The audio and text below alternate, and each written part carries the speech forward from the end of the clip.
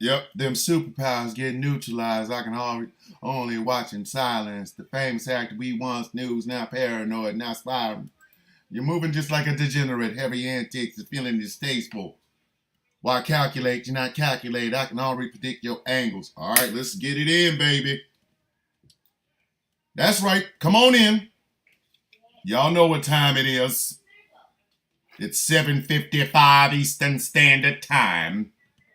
6:55 Central. Y'all know what time it is, y'all. It's time for the sound of coffee up in, y'all. Yeah, we about to turn up. It's Friday, so we ain't taking nothing seriously. It's gonna be a non-serious show this morning. Y'all know that. Well, since I own the station, I think I'll go ahead and go in early. And ladies and gentlemen, it is 7:55 Eastern Standard Time, 6:55 Central, and y'all know what time it is. It's time for the sound of coffee. Yeah. I am your host, the hostess with the moster, the hoster with the moster. Yeah, I mean, the sexiest man on internet radio. And trust me, I've seen my competition, and some of them ain't what they think they are. My name is Thomas Bishop. I am known as the villain. Good morning, Mr. and Mrs. America and all the ships at sea. It's Friday, so we're gonna keep it light, but we are gonna be, educational and stuff like that. The show is brought to you in part by Glitterwix. Go to glitterwix.com and check out the newest, hottest, freshest scent on these candle streets. I didn't know there were candle streets. I had no idea. Who knew there were candle streets? But apparently there's candle streets. It is called Villainous. It is inspired by yours truly, Thomas the Villain Bishop. And yeah. What you sipping on, Thomas? Well, this morning I'm actually drinking just a regular cup of French roast dark with that vanilla caramel creamer. Yeah. So hot. Drinking out of my Joker cup. Because my Buddha cup has passed away. Missing you. I found a way to get through. Living without you. But wait. There may very well be a reemergence of the Buddha cup. Stay tuned.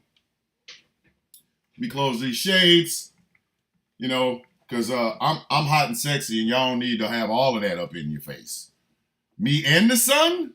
What are you doing? That's too much. Like I said, it's Friday. We're gonna try to keep it light, but we're gonna keep it, gangsta. I'm gonna start off with the fact that I need right wingers to stop. Just whatever the hell it is y'all doing, don't do it no more. Don't do a single ounce of it anymore. Because the ignorance that some of y'all are showing, it defies comprehension. I feel like Owl Man when I talk to you some bitches. I do. Every day, right wingers give me more and more reason to look down on y'all ass like Darkseid. This latest kerfluffle, this latest, oh my God, I'm scared, is a biological female boxer. Not one, but two. Who, they are whooping ass. And what do the right wingers say? There's trans women beating up on her. Shut up. I often tell people to put one in their mouth. Like I tell people to put a jank on their jaw meat. Put some nuts on your chin. Never has that meant more to me than when I saw this latest kerfuffle. There are two women boxers boxing in the Paris Olympics right now. One, I believe, is from Argentina. The other one, I believe, is from Korea, something like that. Anyway, these are biological women. Biological women. The ones that incel white men want to mount like the stallion of the world. Shout out to Khal Drogo. Always in our thoughts.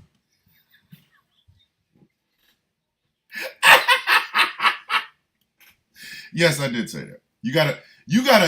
Oh, Taiwan. My bad. Thank you, Autumn in the TikTok chat. Taiwan. Now these are biological women.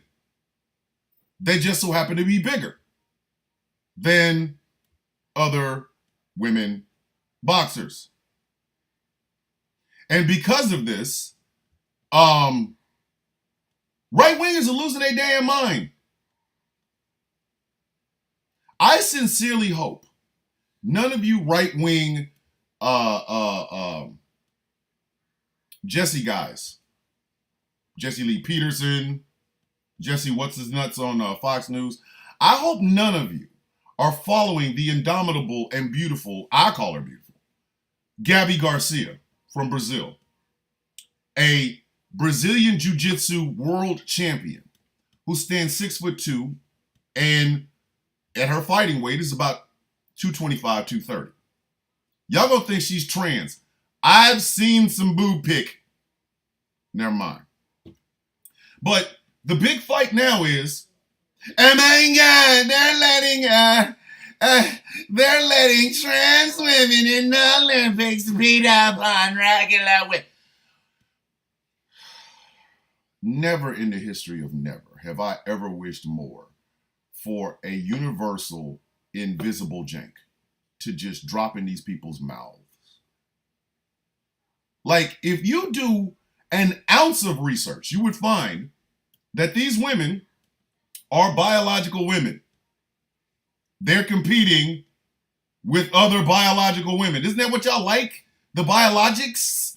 Isn't that what y'all is? Biologically, there's two genders, male and female. So when two biological women are out here whooping ass, why are y'all tripping? Every day, man. Every damn day. Every day. Yeah, yes, CC. Project 2025 is a real thing. It is.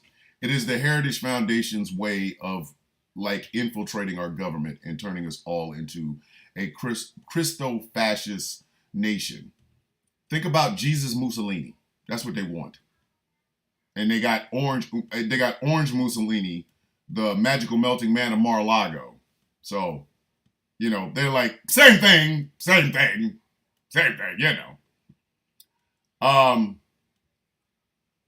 So this is the big hullabaloo. This is the big kerfuffle amongst the right wingers.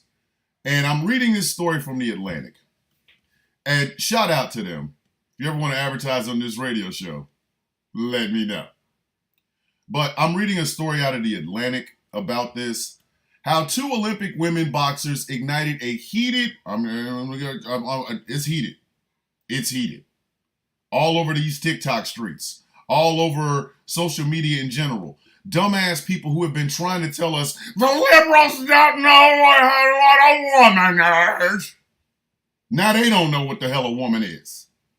How Olympic boxer Iman Khalif's performance embroiled arguments about gender in sport. The contentious topic of gender in sport has made its way into a debate about how boxing is run at the Olympics, turning a murky administrative fight into the latest stage for combative arguments about how women should be allowed to compete. Two boxers, Iman Khalif of Algeria, I got that wrong, and Lin Yu Ting of Taiwan, which competes under Chinese Taipei, were approved to fight in women's division at the Paris Games under guidance that relied in part on their passports and a medical clearance to determine they could compete. However, they were disqualified. Why do we have the Olympic Games? But I digress. Disqualified from the 2023 World Championships because the governing body for the event, the International Boxing Association, the IBA, said that the women had failed a test given late in the tournament that said it showed the boxers had competitive advantages over other female competitors. The International Olympic Committee said that Thursday that the World Championships were mishandled and that there was no doubt that the athletes who also competed at the Tokyo Games were women and should be allowed to compete. Can I ask y'all a question? When we gonna stop thinking about screwing? Y'all understand all of these gender questions and shit. They come under the guise of, good morning, George, over in the YouTube chat. What's happening? Y'all understand all of these arguments come down to, can I make a baby with her? Can he make a baby with her? Can we just say that? I'm tired. I'm so tired. I'm like Lisa I'm like Wendy in Purple Rain. I am so tired of this. It just comes down to, can we get this person pregnant? There's your criteria. Hey, you a woman if I can mount you and push a baby out your ass. What if I don't even want that? It don't matter. Can you have a baby? Yes, I can, but I don't want to have one with you. Then use a woman. Can we stop this? I have never in the history of my... Listen, I'm telling you right now. I'm being dead ass honest with you. Okay? As a youth, I was very, very, very, very, very fixated with genitalia. I was a teenage boy. We were out here drawing penises on everything.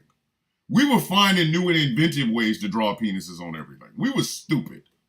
We were dumb, okay? As a child, I was an idiot.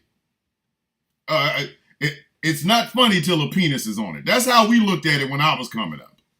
12, 13, 14 years old. We gonna put a penis on it. We would go in the locker room with Sharpies, draw penises on guys' shoes, watch him walk out in the hallway with him. He got a penis on his shoe.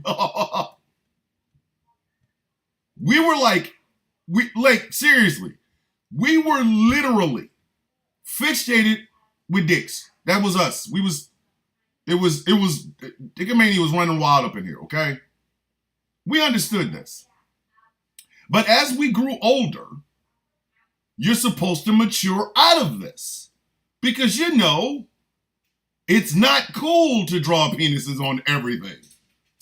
Here you are, working in a damn corporate office, and you're sending somebody an email, and at the end of it is a penis.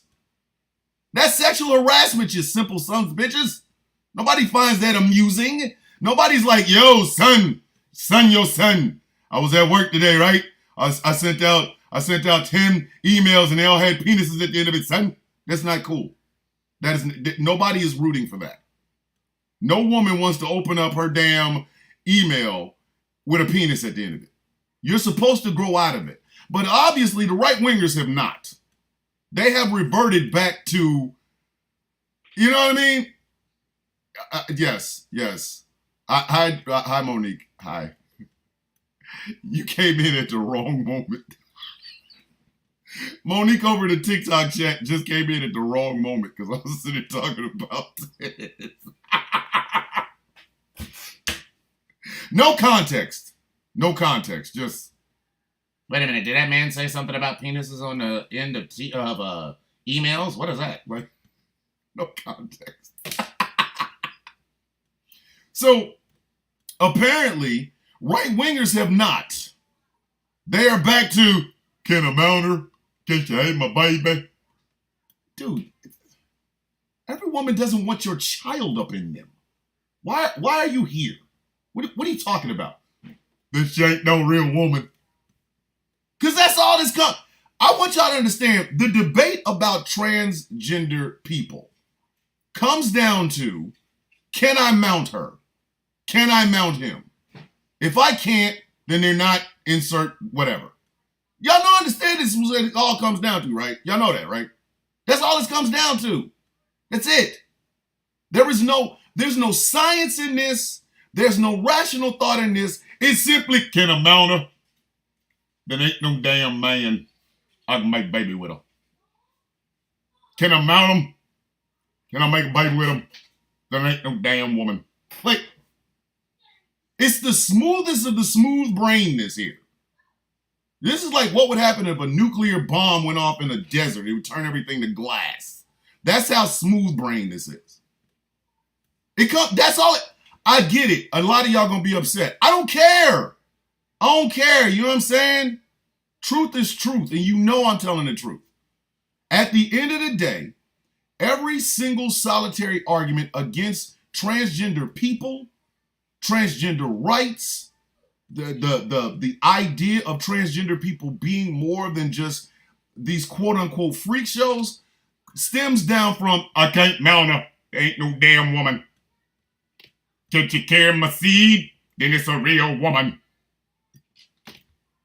And quite frankly, some of y'all that are making this argument, no woman wants you to mount them. I'm looking at you, Matt Walsh. I understand you're married. I understand you might even have kids. But I'm telling you right now, your wife hates you. Every time you come home, she's like, shh, he came home. Damn. I was hoping he would go ahead and get his I was a gay man undercover arc started. That's all this comes down to. If you can be mounted and bring a child in this world, use a woman. That's all they looking at that. That's it. That's why a lot of these right wingers do not have any smoke for trans men. Have you noticed that? None. Trans men just out here cooling the fan. Nobody bothers them because they're looking at them like, oh, I can mount you and make a baby. Therefore, use a woman. But when it comes to trans women, Jesus, Mary and Joseph, you would think trans women are kicking in people's doors and stealing their shit. We came in for all your makeup. The hatred that these people have for trans women is ridiculous. But it comes down to the fact that they can't mount them and put a baby up in them. If you think about this, before this trans panic started, a lot of y'all were in the bathroom with trans women and none of y'all said shit. A lot of y'all were in the bathroom with some trans women and y'all didn't even notice, didn't even care. Like, seriously, you would just go to the bathroom, take a dump, drop that deuce, and then walk your monkey ass out the damn bathroom. Well, you'd have to wash your hands, because if you didn't wash your hands after dropping a deuce, you just nasty. But that was it. A lot of you transphobic men were in the bathroom with some trans men. They went to a stall, you went to a stall. They was farting, you was farting. They took that deuce, you took that deuce. Got your ass up, shook it off, wash your hands. Please tell me you wash your hands, because some of you dudes is out here just nasty. And then walk your monkey ass on about your damn business. But now, oh my God, let's hey, it's crazy out there. Some of y'all are really out here tripping. So here you have two female boxers.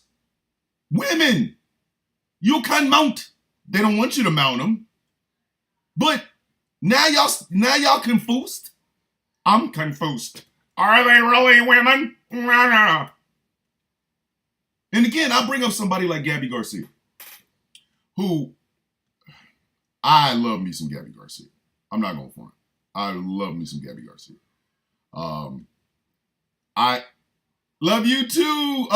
Is that Kawaii Potato? Love you too. I love me some Gabby Garcia. I genuinely do. I have reached out to her and see if I can get her on the Villains View. She has a fight coming up August 16th. It's a charity event where she is actually fighting a guy. I think his name is Craig. I just got to read Craig Owen, something like that. And they have shown videos of her working out and getting straight and everything. And then you've seen Craig smoking cigarettes and, riding a bike or whatever. Gabby gonna beat the brakes off that man. Gabby gonna beat the brakes, carburetor, and catalytic converter out that mother. I'm just being honest with you. It's a BJJ event. But she is a world champion in Brazilian Jiu-Jitsu. Like, world champion. This woman got gold. She got silver. She got bronze medal. She's been a world champion. The gym that she's in, the gym that she's attached to is like one of the greatest Brazilian jiu-jitsu gyms of all time. I mean, her lineage can be traced back to the Gracies, and she's 6'2" and about 225, between 225 and 250 pounds. And I know people like, she's trans. I'm sorry, and this is gonna sound whatever, but if you've seen Gabby Garcia happy photos, go to her Instagram. You will see everything I'm telling you. If you've seen some of Gabby Garcia's, hot girl poses and some of her happy, funny, sexy girl poses, if you think that's a damn man, you out your rabbit ass mind. You out your mind. Okay? You are out of your mind. But it all comes down from this idea of, I can't mount a makeup baby. It ain't a real woman. My question is, why does it always come down to that? Why? Why does it always come down to that? Why do these two women boxers have to tell you over and over, because they're good at what they do, I'm a damn woman. I'm a damn woman. I'm fighting other women. Remember the African young lady that was a track runner and was whooping ass. Whooping ass. She can no longer compete because her body naturally makes testosterone. Naturally. You know what I'm saying? And the damn Olympic committee and people like that are saying, yes, the Olympic boxers, yes. They're like, well, you're a man, you're running with women, you got You gonna tell her what her body can do naturally is wrong? And now we got, and this is what I'm saying, this hatred of trans women, because again, trans men are out here there's a trans man boxer that has the sweetest damn jab and left hook I have ever seen. Putting people on their ass, you know what I mean? Trans man. Nobody says nothing. Nobody.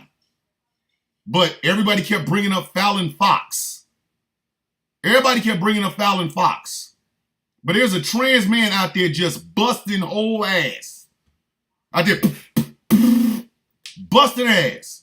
Whooping men, gentlemen. Nobody got no smoke for her. No, excuse me, not her. Him. Nobody has no smoke for him. I misgendered him. I apologize. Out here beating ass. Where all the, I can mount him. Yeah, my baby. It's therefore it ain't no real man. Where y'all at? Where they do? Where they do? Where they do? It's a damn shame that we live in this society where you people, you think with your penis. There, I'm sorry. The world has to revolve around tiny cock. Because that's all y'all think with. Your eyes?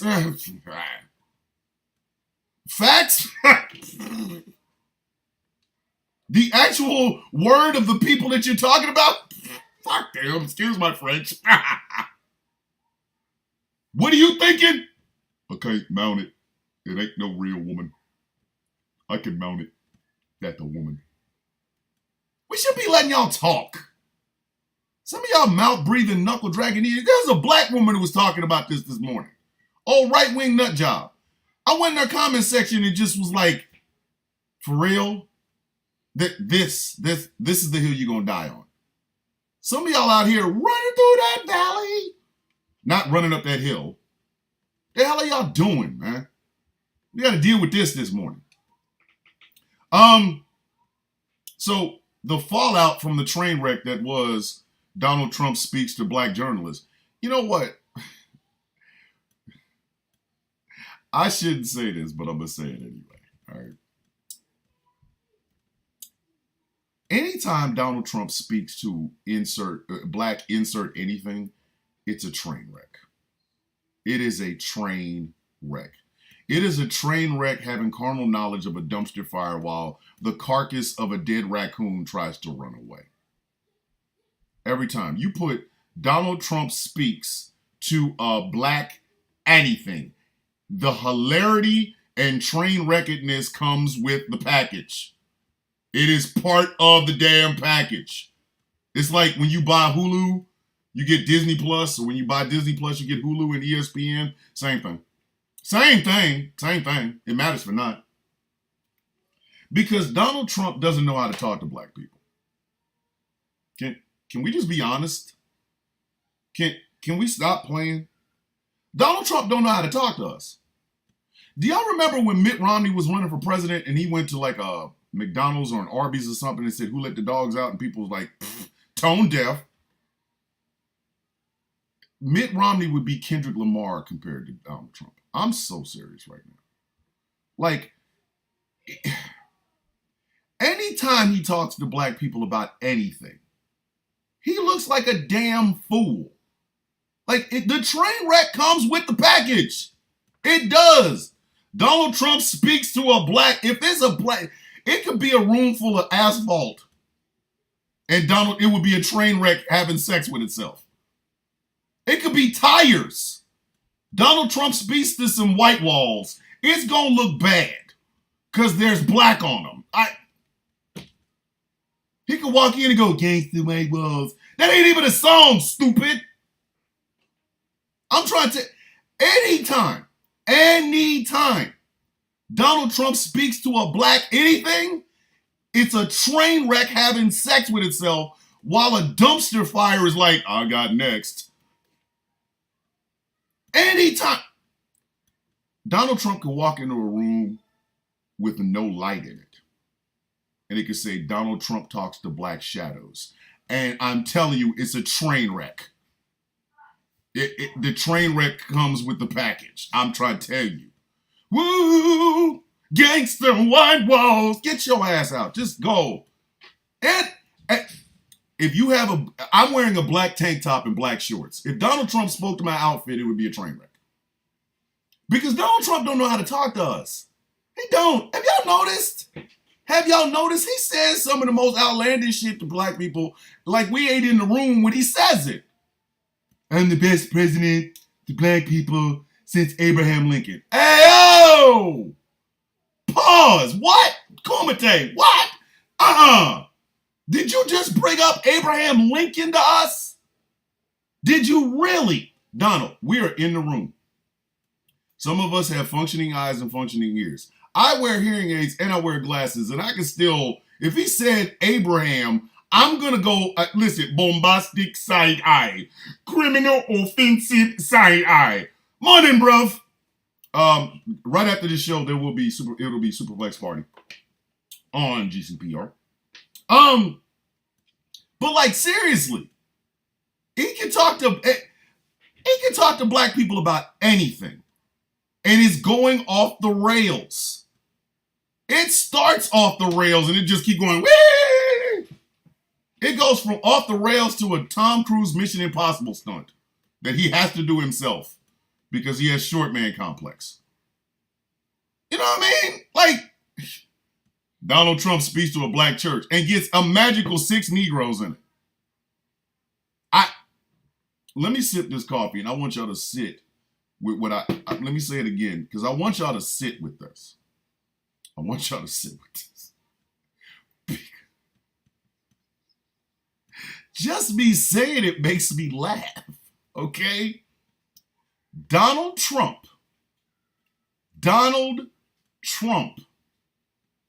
had an event in Detroit, Michigan. The D. It's so cold in the D. The D. And it said, Donald Trump speaks to a black church. Right?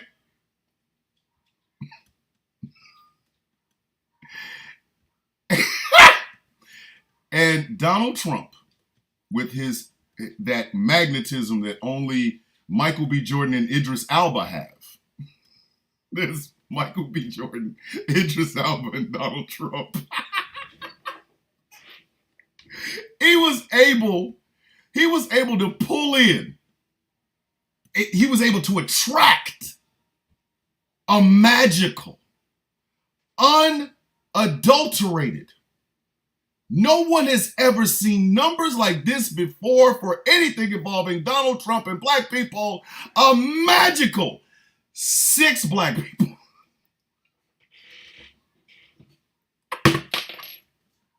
Y'all sit with that. I want y'all to sit with that, man. Just sit with it. Now, y'all just had here and heard me sing It's So Cold in the D, right? This was the middle of summer.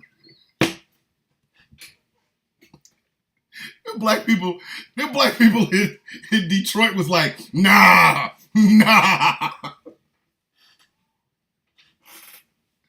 Donald Trump, I'm going to go to a black church and speak to black people in Detroit. It's so cold in the D.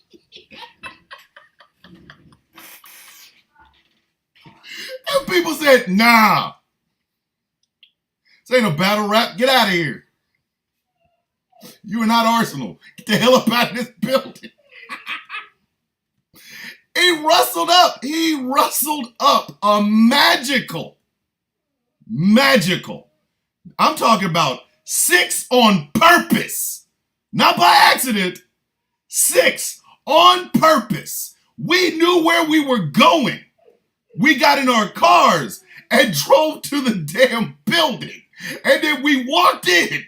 A magical 6 Negroes.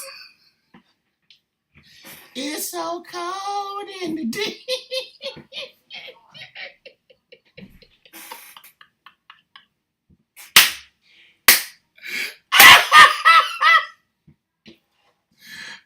That he got the equivalent of a carpool in black people.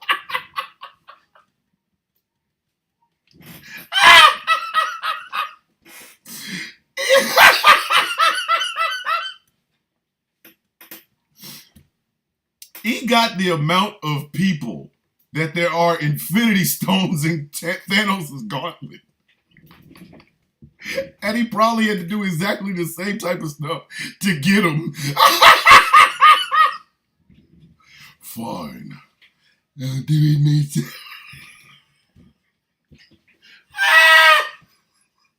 6.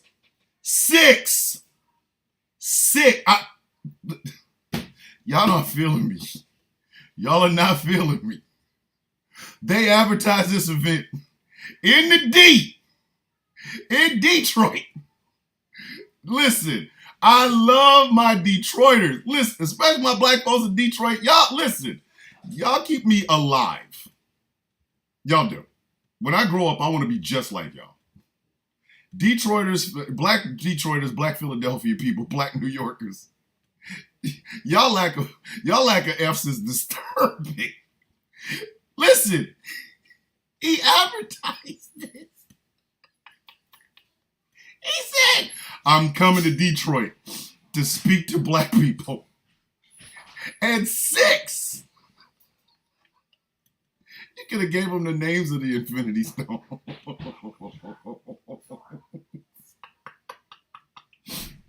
6 black people showed up. 6. Y'all know the Blacks for Trump people? Remember them? All right. First off, the guy who was in charge of Blacks for Trump, the ones that always has that slick back hair, I am convinced that is a 3D printed do-rag on his head. I don't think that's his hair. I don't. I think that is a 3D printed, shoe polish painted hat. I think he 3D printed his hair. There's no way that man is still walking around here with that pompadour, with that pomade on it. That man has a hat. That is not a hair. That's not hair. That is not hair. I have hair on my head. Okay? I shave it periodically because I don't want y'all to see my damn bald spot because my father's genes was just ass. Okay? I shave my head. So I embrace the fact that I got, you know what I mean? Like I know my hair is going. Y'all will never see Bozo the Clown on the villain. That'll never happen. But I embrace it, right? So when y'all see my head shining, it's because I put lotion on it or I put something else on it, whatever, right? Man's hair is always shiny. It's always slicked back. And it always ends in the nastiest ponytail I've ever seen. I've seen horses in fight clubs that have a tail better looking than that rat tail on the back of his neck, which makes me believe that and if you notice, he be out in the heat. Bruh man be out in the heat with that pomade on. And yet the hair never moves. It never moves. He be out in the actual sun, like the sun be leaning on him like, how you doing? Show is hot, ain't it? I know. I'm on the back of your neck like you owe me child support money, boy. And that hair don't move? That's a hat. That is a hat. Bruh, listen, both George and Gilbert, aka Angry, who work here at GCPR, are very big into 3D printing things. They could 3D print that man's hair. I could be walking around here with that man's hairstyle very quickly. They 3D print it, they send it to me, and I paint the damn thing. I too could be walking around here with a Blacks for Trump hairstyle. Why? Because I think that's the hardest do-rag ever. I genuinely believe that man literally 3D printed the hardest do-rag he could possibly make and then put it on his head and have people believing that's actually hair. That man hair ain't real. So one day I want one of y'all to just knock it off his head. Like, I'm dead ass. Listen, I will buy somebody a cup of coffee if y'all smack that shit off the top of his head. I will buy you a cup of coffee. I ain't bailing you out of jail because I got nothing for you. Like, listen. I can't help you there, dog. But if y'all walk up on Blacks for Trump guy and pull that ponytail and it pops off, run. I want his scalp. I do. I want that hair. So that I too, bring it to me, send it to me, email me, tell me you got it. I will send you my P.O. box number. You can send me that hair. Send me that hair. And I promise you, I will wear it on this show. I'll live stream. Matter of fact, I will schedule it to where it's an entire weekend where all you're going to see is my face. So I will start on the show on Friday. And from Friday to Sunday night, when the Villain's View is on, I will be wearing that hair. And I will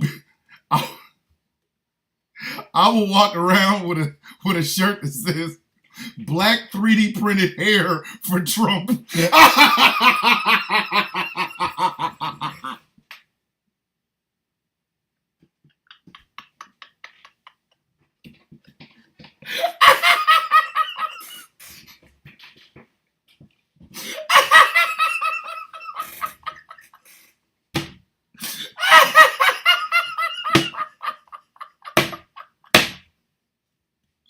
Black 3D hair printed, Black 3D hair for Trump.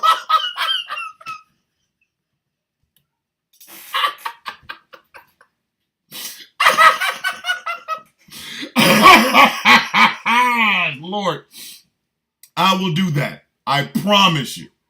I will wear that man's hair all weekend because it's just a 3D print. It's not like he can't go and print it again. He's a Black for Trump. He can go back in that basement and print it again.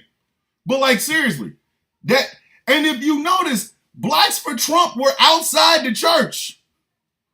They were outside the church. They couldn't even get in. So when you pan out to the crowd, it's just, listen, it is a spicy mayo convention in that mug. The 6 blacks were on the stage. Like the Temptations. And Donald Trump was David Ruffhouse.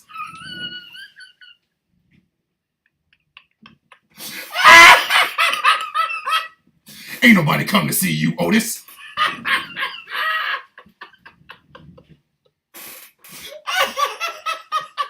I'm the one selling all the records. They're coming to see me. They're coming to see Donald Trump speak to a black church. Ain't nobody coming to see you, Blackie. I'm the best thing that ever happened to Detroit.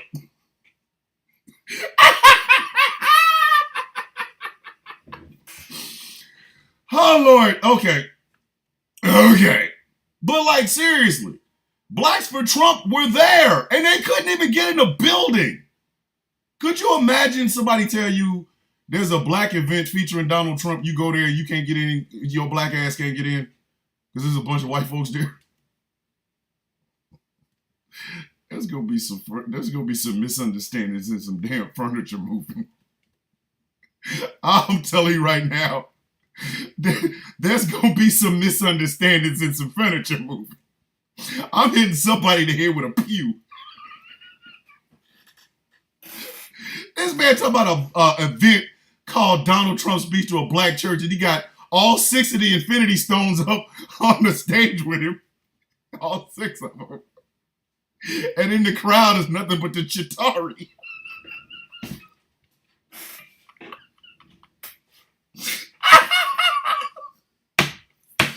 Oh my God! Oh man, but this just goes to show you when Donald Trump talks to anything black, it's ruined. It's rent. Like my mom used to say, it's rent. Not ruined white people. I know a lot of white people are like, what is rent? That means ruined. We just get to the point. Sometimes we like to take letters out just to get to the point. Oh my God, the cake is ruined. My mama would say, no, that cake rent. But every time he goes and tosses something black, it's ruined. He goes and talks to the black journalist, it's ruined. I'm dead ass. Anytime you start off these are the accomplishments I've done for the blacks with Abraham Lincoln, bruh, you made a wrong turn at Albuquerque. And y'all gotta understand something. Donald Trump has been on this for a hot minute, okay? He gets felonies and puts out gold shoes. And then people on Fox News like, well, the blacks are like shoes. What? What? How? How did we get here? How? So you're appealing to us based on our love of shoes? I like shoes. I don't like glass in my feet. I don't want to walk in dog piss. I like shoes. I don't have to like his. The hell are you talking about? It gets convicted. And there's a mugshot. He puts the mugshot on a t-shirt talking about, I'm going to be good in the hood. How? There's some black people that have never seen the inside of a jail. Not even playing Monopoly. They played Monopoly and never had to go to jail, okay? And you out there talking about, I'm good in the hood because I got a mugshot. Good with who? Who are you talking to? What kind of black outreach is this? Like, bruh, I don't have a mugshot. I don't. I don't have a mugshot. So what the hell I look like relating to a dude that does? What? What? He got shot like 50 Cent. He good in the hood. What did Jay-Z say? You praise the shooter. You never praise the person that got shot. What are you doing? 50 Cent is the only one that could get away with that. 50 Cent is the only one that could get away with that. Getting popped 9 times and coming back and people finding it popular. Because when I was growing up, the dude that got shot was never the one that was fun. You got a war wound. You was not especially if you was popped on some real, like you did some shit, and dude just came in and trapped your little ass in there. You flying out of back windows, out of bathroom windows with maxi pads on the bottom of your shoes and shit while you running. We never praised that guy. We praised the hitter. We never praised the hit. Donald Trump good in these streets. He got shot. Act. And again, since he ain't taking it seriously, neither do I have to. I don't think he got hit. I really honestly think his teleprompters finally had enough. They said, I'm done with this, man. I'm done. I don't have to play no more. Every time we got letters and words and shit on us, he don't ever read us. And I have named the teleprompters. Ned and Bob. Ned and Bob. And Ned was the one that finally snapped. Just sitting there, they got words on it. He ain't reading them. Ned says, bruh, you see what he doing again? Bob, do you see what he doing? He ain't even reading us. Hey, Ned, calm down, man. It's a good job. We making good money over here. I don't care, man. I ain't going to college for this. I'm a teleprompter. Every word on me is correct. Every word on me is perfect. And you mean to tell me this dumb bastard can't even read me? Calm down, Ned. Just calm down, man. It's almost over. It's almost over. Nah, son. Nah. Today's the last day. I'm going to get mine. You're going to respect me. I'm a damn teleprompter. I've been all over the world. I was with Barack Obama in Europe. And this man over here can't even read me. All right, I'm tell you what. I had enough. Boom, ping, pow. Ned finally got enough. He's like, I'm taking that ear. He aimed for an eye, missed. Then he aimed for that hairstyle and hit the ear, maybe. It's a glassination. And that's the other thing. He came out. Okay. This is when I knew Donald Trump was done. Like, again, I'm an OG Trump hater. Since 1989. There was never any ambiguity about whether or not I was going to vote for that man. AJ in the TikTok chats, good morning, beautiful. There was never any ambiguity about whether or not I was ever going to vote for Donald Trump. I have not liked that man since some of the people that follow me were toddlers. Okay? Okay? I'm telling you that right now. Understand that. I had a high top fade, a silver tooth, and was still trying to jump over my ankles like Kid and Play. In the year I decided, man, F Donald Trump. OG Trump hater, baby. 1989 up in this mug, yeah. You know what I mean? So there was never any ambiguity about whether or not I was going to ever vote for the man. People would ask me, you going to vote for Trump? Hell no. What's he running for, a dog catcher? Maybe. If he ain't, I got nothing. Got nothing for him. I don't care. So the idea of that man being president of the United States was never my thing. I was never going to vote for that dude. Never. So my dislike and hatred of that son of a bitch goes all the way back to 89 is the number, another summer. Sound of the funky drummer. He was the reason I fought the power. I never liked that dude. So I can make these critiques as an honest person because I ain't never liked him. There's no... Well, I used to be a Trump supporter. Back when he put on the Mike Tyson fights in Trump Tower, I used to love it. No. It was in 89, it was F Trump. In 99, it was F Trump. 2009, F Trump. 2019, F Trump. If I so happen to make it to 2059, I'm going to be old, first off. Listen, I will have completely embraced my old villain in the wilderness days if I make it to 2059. But in 2059, if you ask me, and dementia will have been running, rattled all through my brain, you're going to ask me, hey, villain, you ever like Donald Trump? Man, Donald Trump. It won't be F, though. I will go into a tirade about how much I ever like that man. But anyway, so to see him pandering to us is the most ridiculous thing I ever seen. Bro, I ain't buying them damn shoes. I am not buying those damn shoes. He put out the Assassination 6s. Glassination 4s. The blood on your ear 11s. No! I ain't buying them damn shoes. I'm sorry. I know a bunch of people are like, man, that's messed up. You wouldn't buy his shoes? No! I was never a designer shoe guy in the first place. I'll buy some Fat Farm shoes from like City Trends and wear them until they wear out. Only reason I get rid of them because my wife said my feet stink because some of that stuff is fake leather and you can't have fake leather with old beat up feet. Like, Thomas, take those outside, shoot them, take them out and put them out back, and then put them in the trash can, put the trash can in another trash can, then take the trash can and drop it off, pour cement in it and drop it in the river. That's how bad my feet stink. Okay? I've never been named brand dude. Never. Like, I will buy knockoff watches, okay, kids? This is a knockoff Oris. Before anybody thinks my dumb ass sat there and spent money on a real Oris, you out your rabbit ass mind, because time is still the same.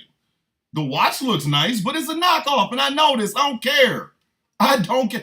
I buy knockoff watches to mock people with real ones. What am I do?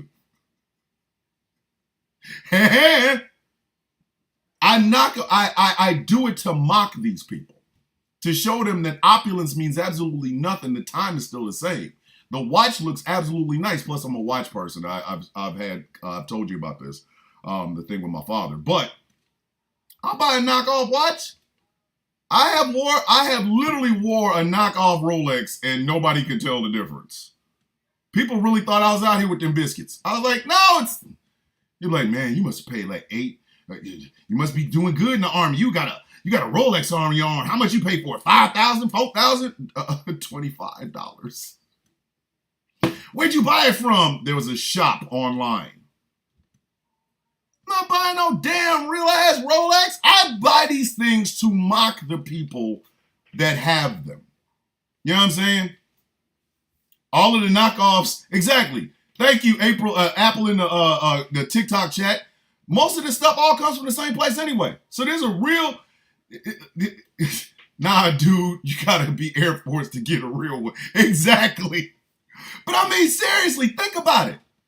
There's a possibility I'm wearing a real Oris watch on my arm right now. I wouldn't know, because I'm not gonna go ask. But somebody one day might actually put this on and they go, yo, man, did you know he was wearing a $10,000 watch on his arm the whole time to like cut the lawn? I don't know and I don't care. Time is time. I just like to watch, so I wear knockoff watches. What the hell I look like buying the Assassination 6s? The teleprompter hate me 4s. No, I ain't buying them $299 shoes with your stupid ass on it. Never surrender. You ever notice the dudes that have never been to a fight are always the ones that want to get into fights? Like, some of y'all have never been punched in your mouth. I have. I had my whole jaw split open. Not split. Not my jaw, but like the inside of my mouth. I had the inside of my mouth split. I was in a fight with two dudes. And one of the guys, I broke his arm. So when he got the cast and stuff on him, he sucker punched this dog shit out of me. Split the inside of my mouth, like had me bleed, like spitting up blood. Some of y'all have never had that happen to you. And it shows. Because some of the action y'all want, y'all don't really want. Y'all, Jesse Waters on television talking about the Democratic Party doesn't show strength. Jesse, you don't show strength. You don't. Like I said yesterday, you look like Rachel Maddow without a job. That's never not going to be funny. I'm telling you. Jesse Waters looks like an unemployed Rachel Maddow would never not be funny. But I'm not buying what this man is selling. I don't think most sane black folks is buying what this man is selling. Amber Rose moved nothing over here, Junior. Nothing. I'm sorry. All that forehead moved absolutely nothing. Wasn't like I said, yo, man, I don't know who I was going to vote for. Yo, man, is that Amber Rose booty over there? I'm voting for Trump. No, absolutely not. No, did nothing. Did nothing. I just looked at her like, okay, she's stupid as hell too. That's like saying Hulk Hogan moved some people over to the Republican Party. Who? Who the hell? Your dumb ass out here voting for Trump because Hulk Hogan voted for him. I got a bridge in Brooklyn to sell you. I'll take payments. Just, you can have it. It's your bridge. So, Donald Trump coming out to these black places and black spaces talking to, I've done more for the blacks than Abraham Lincoln. It's like that white woman in the original Color Purple. I've always been good to the blacks. Who Who is that actress? I want to know, did she ever live that down? I want to know, does she have a fruitful career after that line? That's one of the most racist, iconic lines in that entire movie. And that's saying something. There's some very quotable, very horrifically quotable lines in the original Color Purple. And that white woman being surrounded by black men trying to help her drive. When she says, I've always been good to the blacks. Did she have a career after that? Anybody know? Does anybody know that whether or not that woman actually went on to do anything else? Did she ever apologize for that line? Because the way she said it, you know what I mean? Like you can think she's like you. I think she might have actually believed that. You know what I'm saying? Did that woman? Did that woman ever apologize for that line? Because the way she said it sounded a little bit like she really meant that. I've always been good to the blacks. Like, hey, lady, you playing this part a little bit too well. I need you to back up off it, because it sounded like you really do believe that you've always been good to the blacks, lady. Just, you know. I mean, Danny Glover recovered. Whoopi Goldberg has an EGOT. Freaking Oprah Winfrey's Oprah Winfrey. I mean, Lawrence Fishburne even, redeemed himself. But I wonder, does that white woman ever redeem herself for that? Because the way she said it, not gonna lie, sounded like she meant that. Like she was really, I've always been good to the blacks. That's what Donald Trump sounds like when he comes to try to tell us about him being the best for the blacks since Abraham Lincoln. First off, you know there's a bunch of Republican presidents between you and Abraham Lincoln, right? You know that. I mean, do you know any of them? Eisenhower? Taft? What? Hoover? Something? Like, so you out here really thinking, you know what I mean? Like, I've been the best for the blacks since the guy that freed you. That's not a bragging point. That's not a bragging point. That isn't. That's like a man on a date telling a woman, I'll be the best you ever had since the last guy that disappointed you in bed. That the bar is in hell. What are you trying to do? Like, what are you doing right now? Why would that be the calling card you want?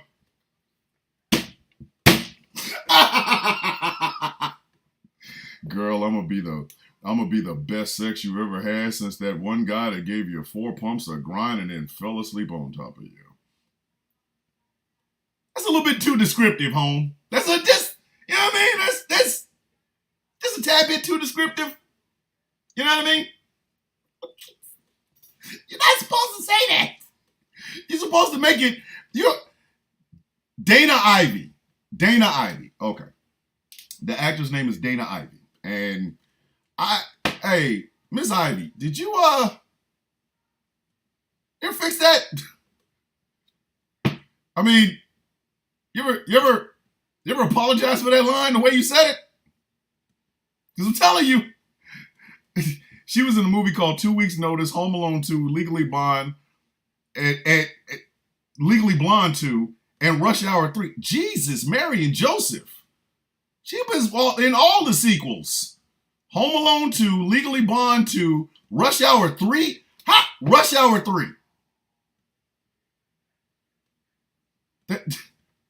The Godfather Part 3 of the Rush Hour trilogy.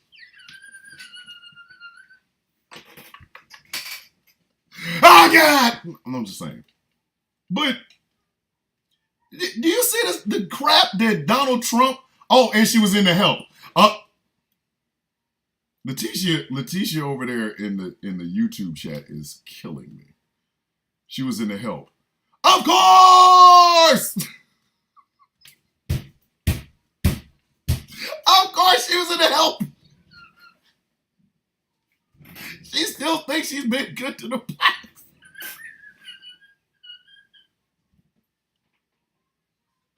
I hate this timeline. Oh, Lord Jesus. Oh, the lady from the Addams Family movies that hooked up with Cousin It. Stop it! We are running this poor woman down. I don't know. I don't. She might be the nicest person on earth, and I'm out here running her down. I'm sorry, lady. My bad. She might really be the sweetest human being on earth. She might be still sponsoring a small school for environmental health in Nambia or something. And I'm here just, I'm sorry. It's those 5 words. I've always been good to the blacks. And Donald Trump comes in and says that to us.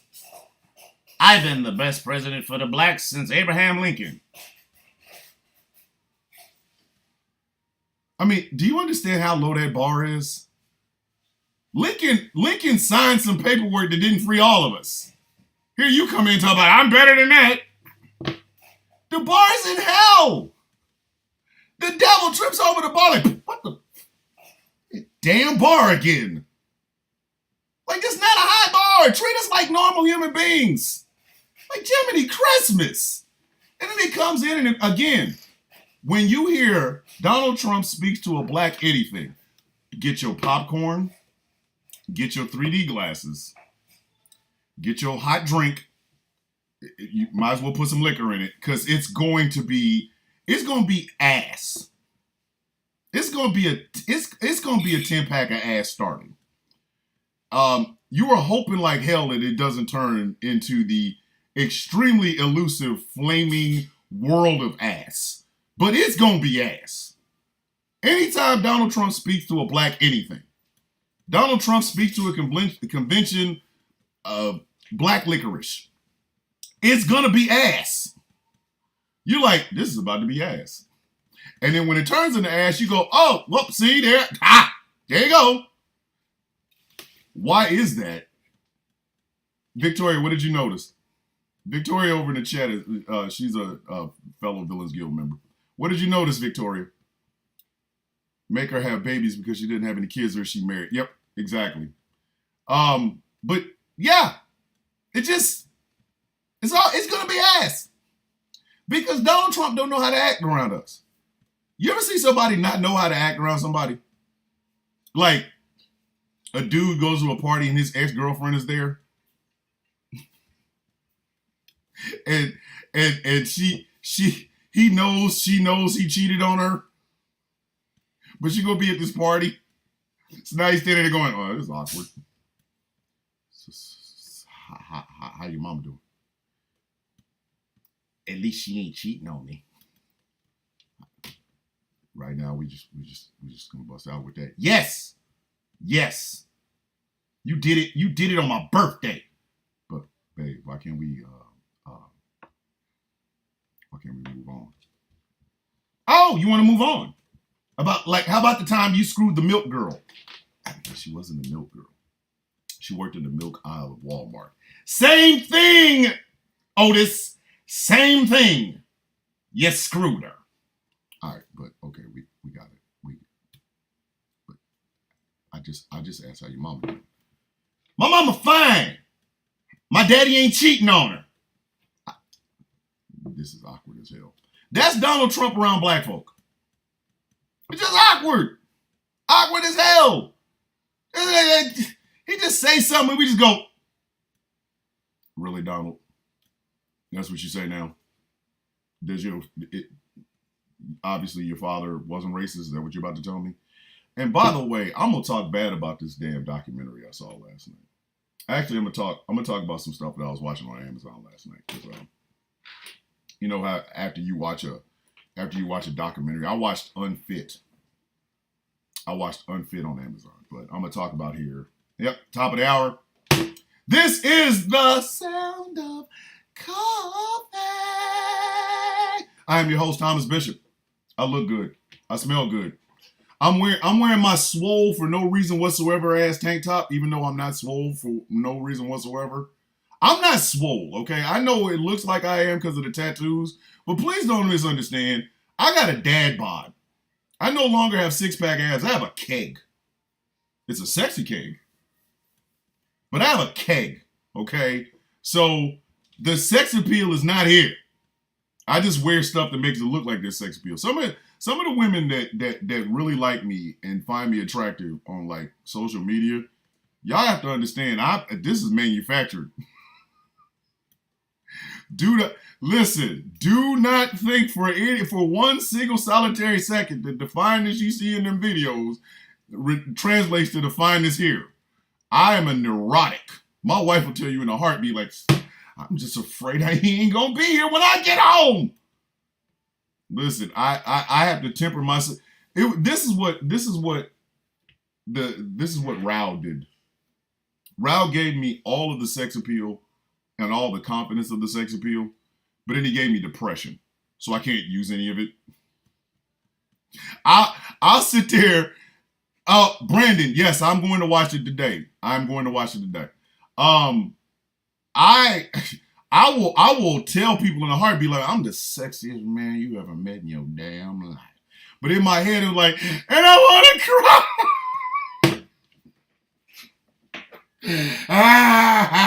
cry. Believe me when I tell you, do not let this sex appeal fool you.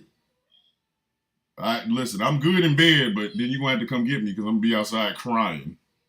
Like, girl, I can't even give him this good. Every time I do, he goes outside, start crying. I don't even know why I gotta be here with all this sex appeal and this good meat. I'm sorry. Tell you, dating me is an experience. I'm just ask my wife. That's why we've been together for over 20 years. Listen, my wife will tell you I ain't going nowhere.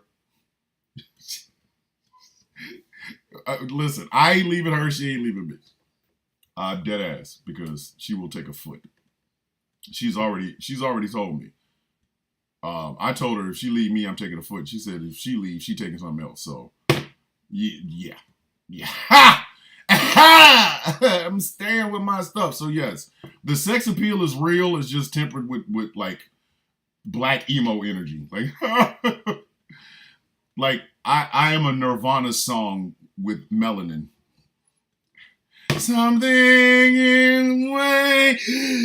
Ooh, something in the way. That's me. You know what I mean? But that's me. Okay. So, there was a documentary on Amazon called Unfit, The Psychology of Donald Trump. You really need to watch it. Especially those who know they're not voting for Trump but need new information and ammo for exactly why you shouldn't vote for Trump. This all came out before January 6th and stuff like that. So you need to watch it. But after watching that, I got high. Okay, y'all know me. I'm gonna take me an edible. I'm gonna get me my edibles. I'm gonna have my edibles. So I popped the edible during Unfit. I'm sitting there watching it, and I'm like, "Yo, man, this is crazy." I will literally only refer to Donald Trump as Mussolini from this point forward. Like, I know he does a little bit of the Hitler stuff, but he's got more Mussolini than Hitler. I'm gonna just be dead ass honest with you. More Mussolini. So I get high, and there is a Korean film, and y'all know I love me some Korean. Y'all know I love me some Korean people. Golly, I miss South Korea. If I could get back there, I promise you I would go. I miss South Korea. I miss the hell out of South Korea. I miss things about South Korea that I can't even really put into words. The city of Seoul, Itaewon. I know Youngsung is just kind of like closed down because it closed the base down, but I miss South Korea. I miss gambling in South Korea. I miss talking to people in South Korea. I miss going to the Korean chicken shack and the Korean barbecue. I miss listening to the music. I miss seeing all the posters and stuff. You know what I mean? So if I see a South Korean movie, I'm all over it, right? And it's a South Korean movie called The Killer. And let me tell you something. I don't know where I thought this movie was going to go, but where it went, I was for it. You've been high and then been just like fixated on something? Mans was doing, listen, that killer was doing the most. He was doing the absolute most, and I was there for all of it. Imagine a Korean John Wick. That's what it was. A Korean John Wick. And Mans, when I tell you, that movie is, listen, that movie is off the meat rack. Some of the kills dude was getting, and the calmness in the way he was doing it. He was just cooling the fan. Like, he never broke a sweat. He never got, a little ruffled, a little mad. No, he never got none of that. He was just cool. It's like, yeah, man, He's watching his kid, and he works his way all the way up to the kidnappers and stuff. And Mans had a high-powered sniper rifle that was, listen, he was popping dudes, and they were moving. Like, have you ever seen, you know how you see them crash test dummies in the videos where you see the dummy doing, Mans was popping these people and smooth moving their ass, like, woo! Like, how you hit somebody from like 250 feet and send their ass moving. Like, he was the stuff he was doing with that sniper rifle was just amazing. But I loved the movie. And then I started watching Eye for an Eye, Blind Swordsman. I'm going back to that today because I was intrigued, but I was also high because, I had to. Every morning, my live gets restricted because I talk about stuff. Hey, TikTok, I'm gonna talk about some. I think Donald Trump gonna win the election because he had more border people and everything else, and the border was closed. Maybe you won't mess with my damn live now, you raggedy son of a biscuit eaters. It's a morning show. What the hell? I'm just saying, man. So I'm going back to watch Eye for an Eye, The Blind Swordsman, because again, I was high. Oh, it's on Amazon. I was high as a kite. And I got into it, but then my body's like, sleep! So I went to bed. What else did I watch? I was watching something the other day. These true crime shows are ridiculous. Y'all gotta stop, man. Y'all gotta stop.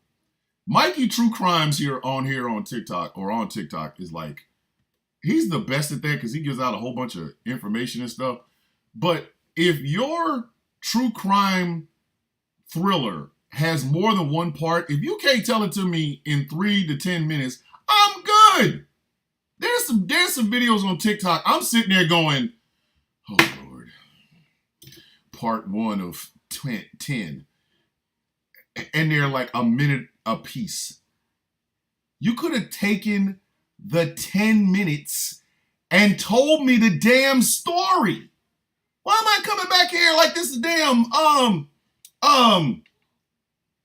library book? Tune in for part 1 of it's a TikTok video. I have the ability to make 10-minute videos. You have the ability to upload videos. Tell the whole damn story. Take your phone and film it. This is the story of Cat Black, or not Cat Black. I ain't gonna say that because shout out Cat Black. I love her.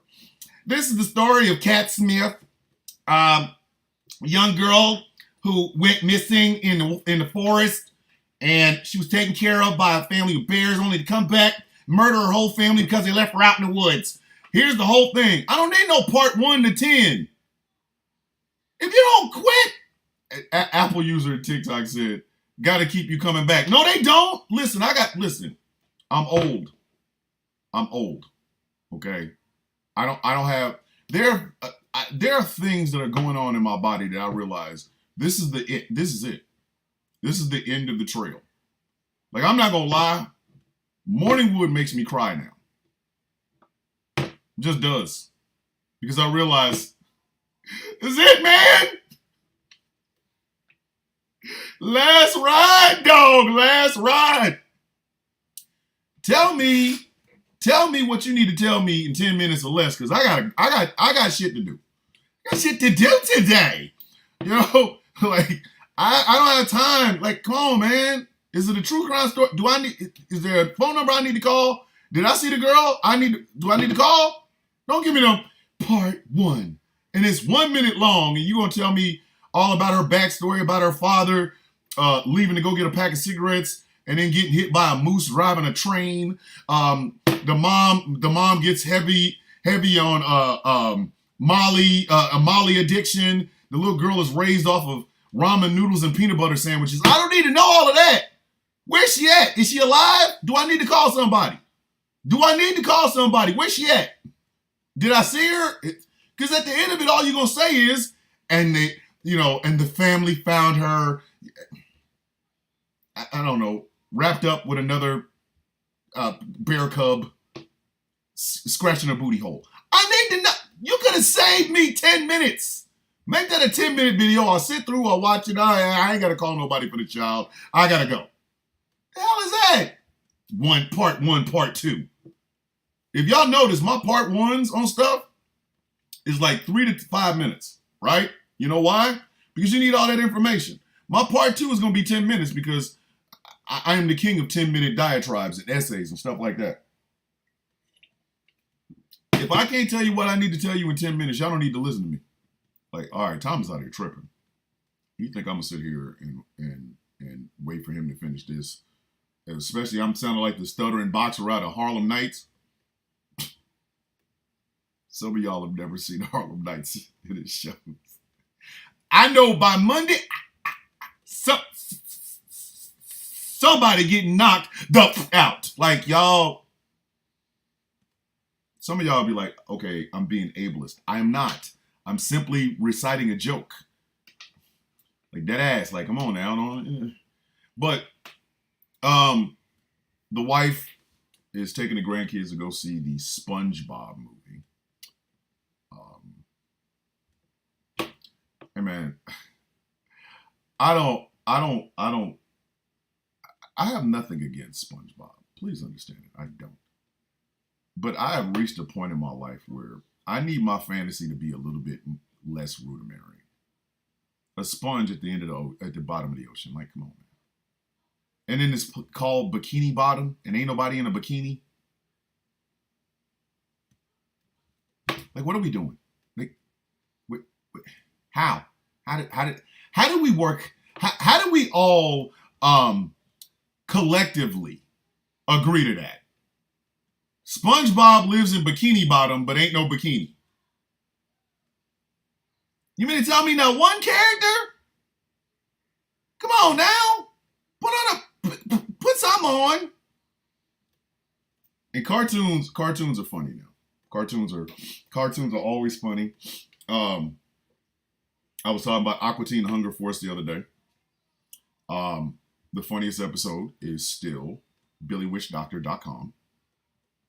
He's still, bar none, I don't care. That and the Brood Witch. I think the Brood Witch still runs a close second, or in a very close second, to BillyWitchDoctor.com. The sheer hilarity in that episode. Because as a child, the word chicken became funny to me. And I don't know why. I was watching Muppet Babies. You remember Muppet Babies? And Kermit tried to tell Animal that damn joke.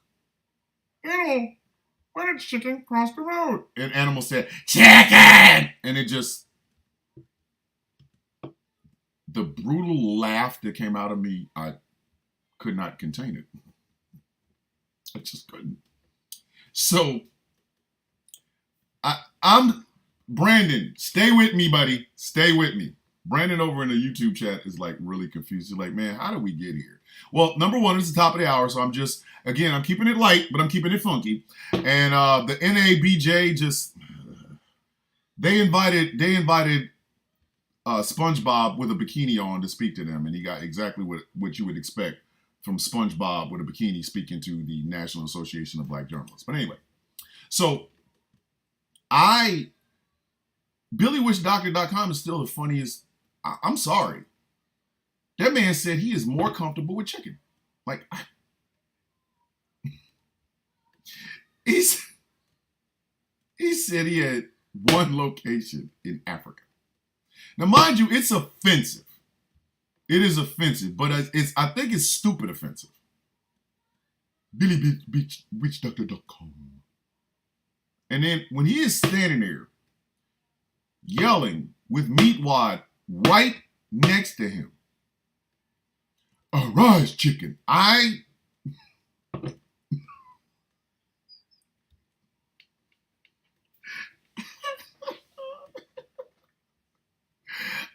find a sense of hilarity with that. Y'all gotta listen. Here's the secret to my success. I internally I laugh all the damn time because humanity is just funny.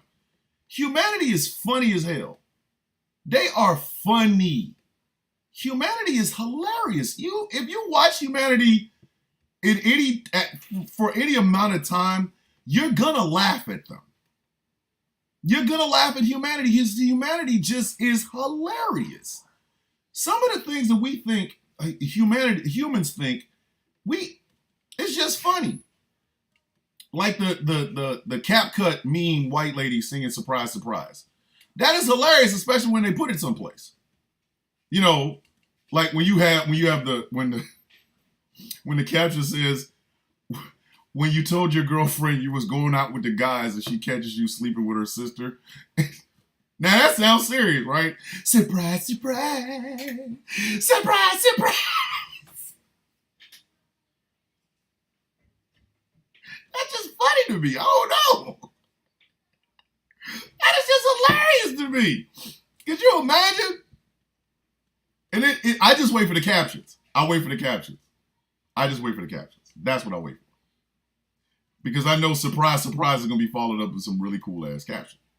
You know, when you sell out your friends to get close to somebody else, only to have them reject you the first chance they get. Surprise, surprise, surprise, surprise. Humanity is funny. Humanity is funny. Humans are stupid. I'm serious. I don't know how the hell we're still. I don't know how in the hell we're still at the top of the food chain. I don't know. With the amount of stupidity that America's involved in, I don't know how the world is involved in, humans are involved in. I don't know how we're still at the top of the food chain. I don't know. I don't get it. How have the animal kingdom not gathered together to slay us? Like the Animal Council. You know what I mean? Damn Siberian tiger. Like the Animal Council is like a Siberian tiger, you know, a lion, a giraffe, a zebra, one very smart chimpanzee and his extremely large silverback gorilla bodyguard, a muskrat, an ant, a scorpion, a whale, a brown grizzly bear, a black grizzly bear, and a polar bear. They're on the Animal Council, right? And they're all sitting together going, why are we still letting these people live? Can somebody tell me why humanity is still running everything around here? Anybody? That's a Siberian tiger, because he's just pissed. The lion's going, I don't know, bro. Ask the whale. The whale's like, I don't get it either. I wish I was a carnivore. These people would have been out of my oceans already. The dolphins even won't work with their ass. You know what I mean? The chimpanzees is like, well, since we share some genetic markers with them, let me tell you that they don't fling enough poop. The zebra's like, what the hell I got to do with anything? How are they still at the top of the food chain without slinging poop? What does that have to do with anything? The giraffe says, I see that these people, these biped things, the humans with skin, I think what they do is they lie to us. Gorilla's like, I want to lie back. I want to lie and beat him to death. Hey, buddy. Hey, chimpanzee, calm your man. Calm your man. Why you always violent? Hey, that's your man. That's your man. Bringing back yesterday's joke, kids. Hey, that's your man. But I think the Animal Council should just like get together and like murk us. we still here? How? How did we make it to the top of this damn thing? How did we do this? How is it possible that we are the top of the damn food chain? Explain that to me. Somebody make it make sense. You know, if you watch enough Tubi films, you will really truly believe humanity don't deserve to live at all. I want, and I was thinking about this last night, I want the redneck version of Tubi. Those bad Tubi films. I need to see that. I need to see that. I need to see that like I need to see Air, something. I need to see that. We had help, yes. If we had to hunt and gather on our own, I'm not sure we would be. Nope. If humans had to do it, and then this is why people laughed at me when I talked about the 60-foot slugs with shrimp forks. Because I'm not talking about them eating all of us. Just 2/3. Just 2/3. And get to that last third and then straighten that ass out. You know what I mean? Like, seriously. They get to that last third and they stop. And I listen, universal translator. You can hear, like, all the slugs have gone back to their ship. You know what I mean? And then they go, is this thing on? Attention, what remains of humanity. We have left you alive. We have decimated your planet by eating 2/3 of the population. And I know a lot of you are wondering why we left this last third alone. Well, it's simply for this. Get your shit together. Get it together. Fix it. Stop doing whatever it is humans are doing. Stop it. Don't do this anymore. Because if we have to come back here, we're going to turn this planet into Golden Corral. We're eating every one of y'all. The only thing we're leaving is the animals, the algae, and the water. We're gonna, I swear to you, we're gonna eat every person on this damn planet. You ever seen a hibachi grill? We will eat every one of you. We're bringing barbecue pits and we're bringing our own version of rap music. We are going to eat the remaining people on this damn planet if y'all don't fix y'all shit. We done with y'all. Enough. Thank you very much for your time. And then they fly away. That's what I think we should have happened. Could you imagine it? People being nice to each other on Earth because they realize if they don't, the damn slugs will come back. There would never be road rage ever again. Oh, I'm sorry. Did I take your parking space? Well, no. Please, you can have the parking space.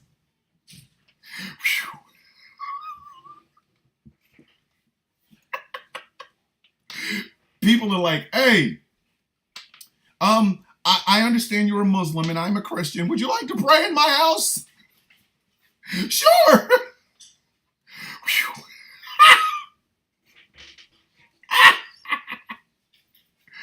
We get rid of stories like Noah's Ark.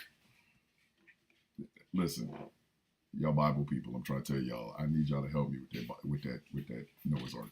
I need that.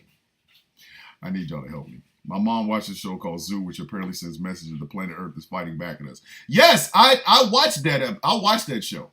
I did watch that show, and it was quite funny. Watching the coordinated attack between birds and boars. Like the rhinos was communicating with the ravens. Go left, dog. Go left. I got him. Well, you know, I saw that show. Like one day I'm gonna do a show, 2 whole hours about Noah's Ark. I need some help. I need some help, man. Y'all gotta help me. I was looking at some of the animals in the animal kingdom. I'm like, there's no way in hell they was all on the boat at the same time. These people have genuine beef. 2 zebras on the same ship with 2 lions and 2 bears. 2 lions and 2 tigers. I got nothing. I need help. I need help. This story is not making any sense. Ain't no way in hell. You can't get me. You gonna tell me, wildebeest walked voluntarily onto a boat, and on that boat was lions and tigers and cheetahs and panthers, and they just got on chilling. Come on, Ethel, get in the back. Come on, Ethel. John, do you see the panthers over there? They're really looking at us. They ain't gonna eat us. They're two of every one of us. We'll be fine. The Panthers like, yo, man, if they move wrong, I'm telling you right now, I'm wearing that ass out. Wait a minute, dog. You can't eat them. There's two of everything. I don't care. God can make other wildebeests. I don't care, man. I'm hungry. Now I'm over here eating fruits and berries and these delicious wildebeests in the damn boat. I'm gonna handle mine. If you go, you better tell the panther. You better tell the lions, or they gonna eat your ass. They come get some. There's two of them. But I'm gonna eat something. You're not gonna have me in here eating grass for 40 days and 40 nights. I need some meat. I'm damn Black Panther. What the hell's wrong with you? Y'all know what I eat? You know how I get down? Need help with that one. See, this is what I tell y'all. On Fridays, I have no script. I just go off the top of my head. So I try to take y'all on a fantastic voyage like Coolio. Sometimes you will get hit in the face with bird poop. We're moving that fast. Just throw that out there. So we got SummerSlam this weekend. And some of the matches are Damian Priest versus Gunther, Braun Breaker versus Sami Zayn. Damian Priest versus Gunther is for the World Heavyweight title. Sami Zayn versus Braun Breaker is for the Intercontinental title. I think Cody Rhodes is facing Solo Sikoa. And we finally... Not couch chicken!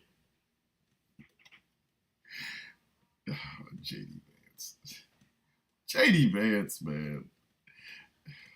But anyway, we got a bunch of matches. We will be live streaming it on TikTok and on the radio station tomorrow. So we'll be doing that. I just wanted to make sure you guys knew that. Po JD Vance, man. Just po JD Vance. I don't feel bad for him. I'm sorry, I don't. I think he kind of put himself in this situation. You know what I mean? Like, he did this to himself. He is running with a man that genuinely doesn't give a shit about him. Trump does not care about JD Vance. Here, listen. Wait a minute. Here's in the New York Magazine. JD Vance can't stop saying the dumbest things imaginable.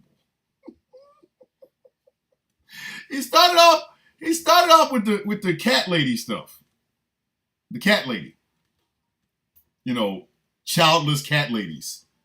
And then some of the most beautiful women on earth stood up and said, I ain't got no kids. I'm fine as hell. I ain't got no cats. JD, sit your stupid ass down and shut up.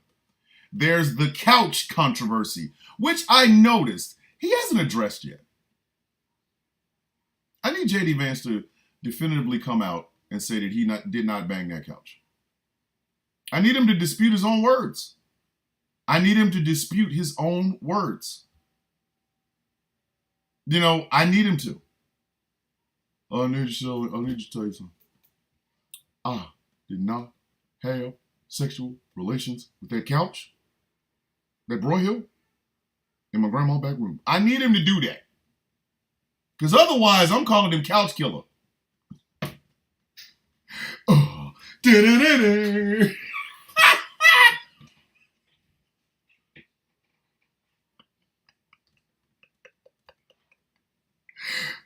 Oh, da-da-da-da.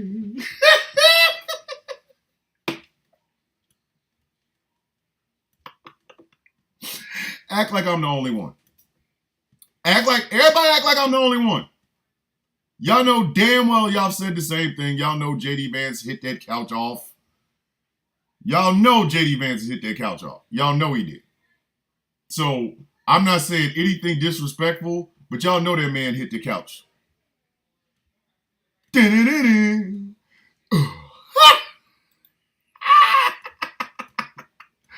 Oh my God. Oh my God. It was hilarious, man. But he is a vice presidential nominee. And there's questions behind him. He can't shut up and stop saying, he can't stop saying stupid shit about himself. He can't stop saying stupid shit about women. He is going extremely hard on this, authoritative bullshit. He is. And there's a possibility. Well, not a possibility. There is not a possibility. He wrote it in his book. This is not something he made up. The original copy of Hillbilly Elegy says it. He's banged a couch. Oh,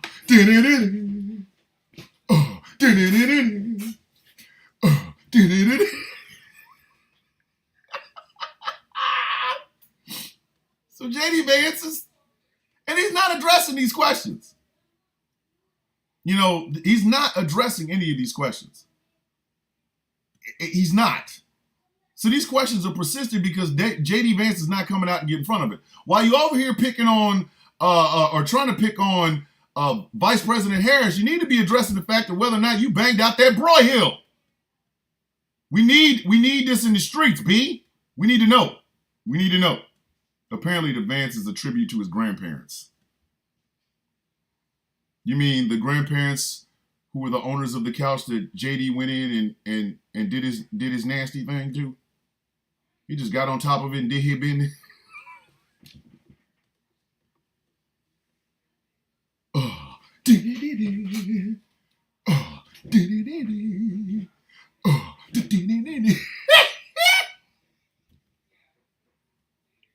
JD out here doing the nasty to couches, and he advances in dedication to his family.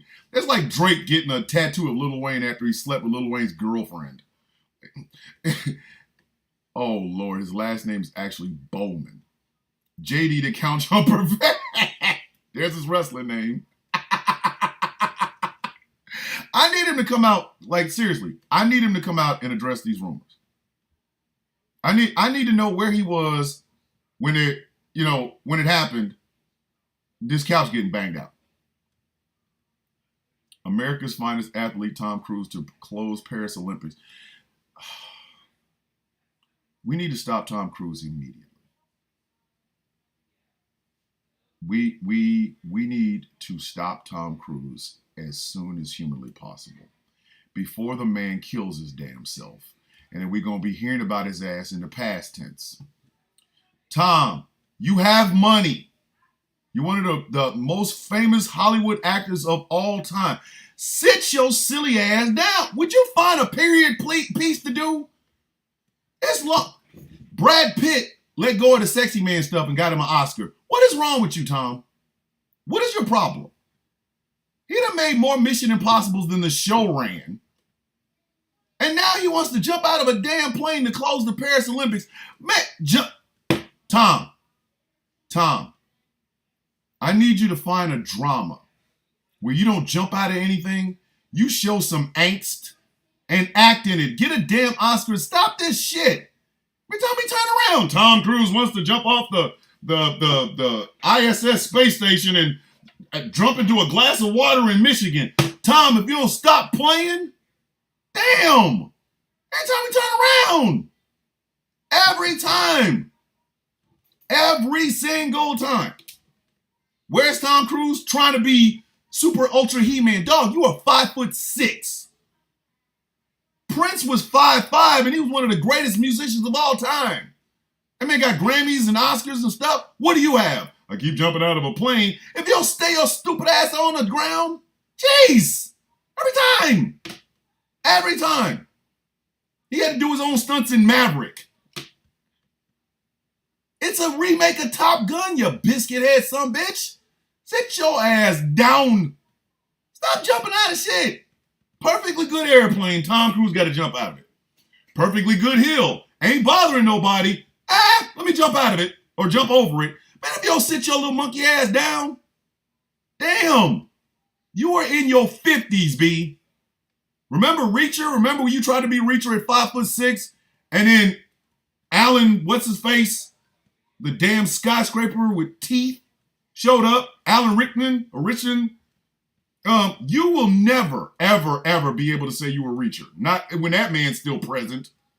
That man looked like he ate 2 of y'all for breakfast. Damn, it's time, Tom. Grow the fuck up. Grow up. Excuse my French. No, before 8 p.m., no profanity. But Tom, grow up. Grow up. Stop jumping out of shit. What the hell is wrong with you? Every time. I want to close the Paris Olympics by jumping out of a plane. Ain't nobody asked for that. Nobody. There wasn't a Frenchman in what? Pardon, c'est what? What? Plane is gonna stay on it. Why don't you end it with a microphone saying, "Thank you for coming out. God bless. Good night." What the hell is wrong with you? Damn. At your age, listen, your ex-wife has an Oscar. Nicole Kidman. Your other ex-wife is an accomplished actress. Why don't you go sit your ass down and find a comedy or a drama to do? Jeez. I'm Tom Cruise. I do my own stunts. We didn't ask you to.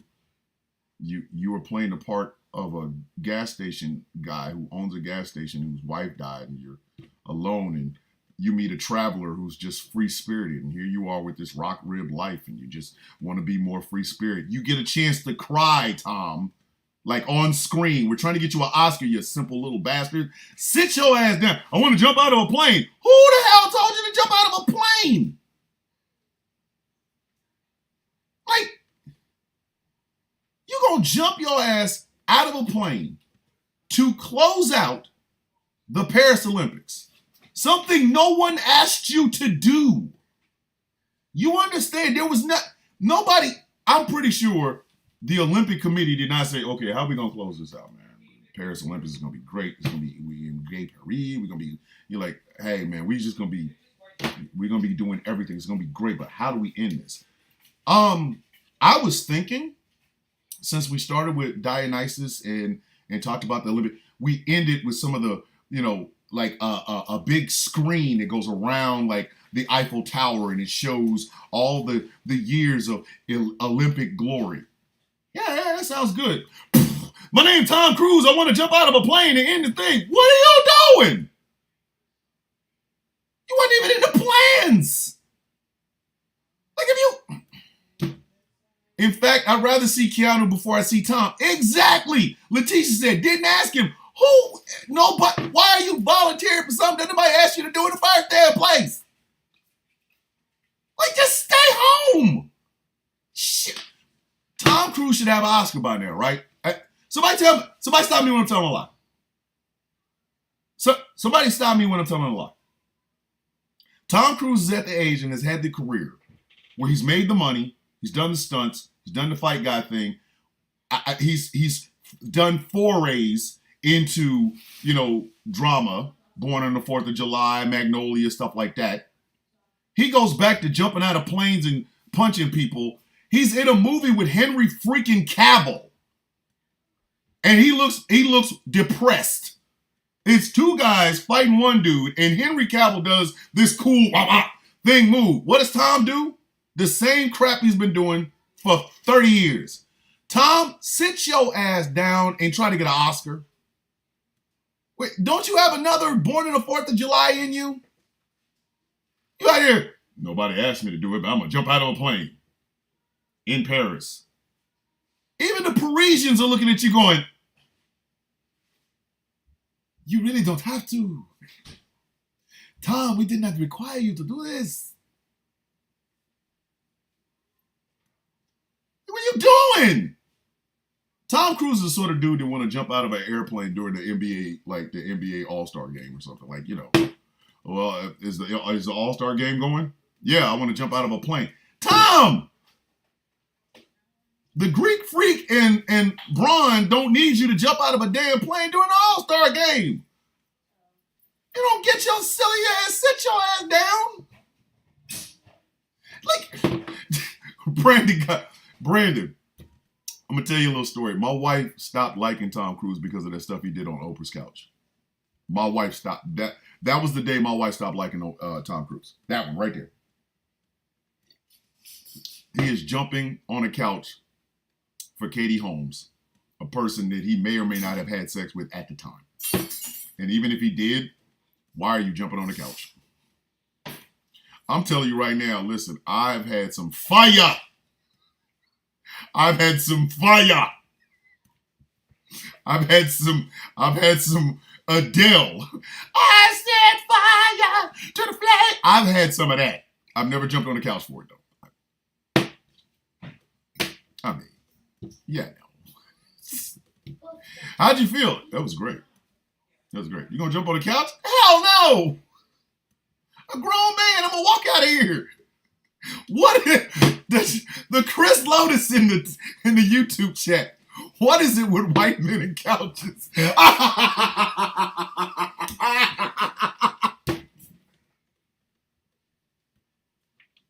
What is it? The couch?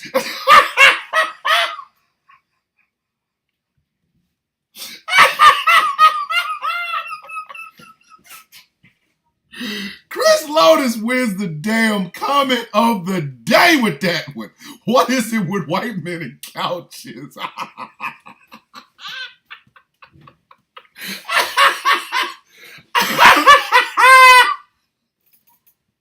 What is it, the couch? What is it, the cushions? You don't work with me no more. Okay.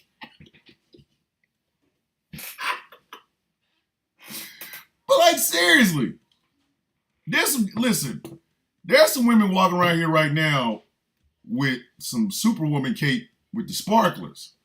I ain't jumping on no damn couch for it. How's your relationship? Bruh, let me jump on this couch. No!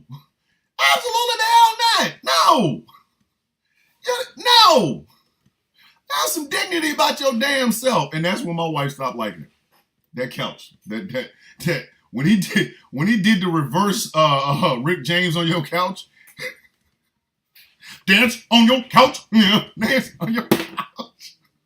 Katie Holmes.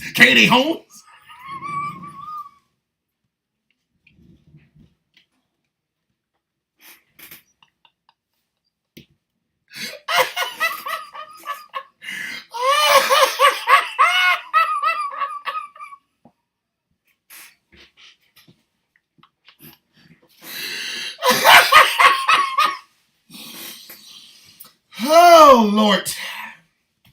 Lord Jesus. You out here tripping. That boy out there playing. That boy.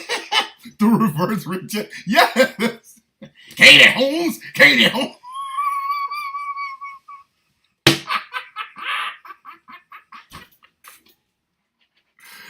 But I need Tom Cruise to settle his silly ass down, man.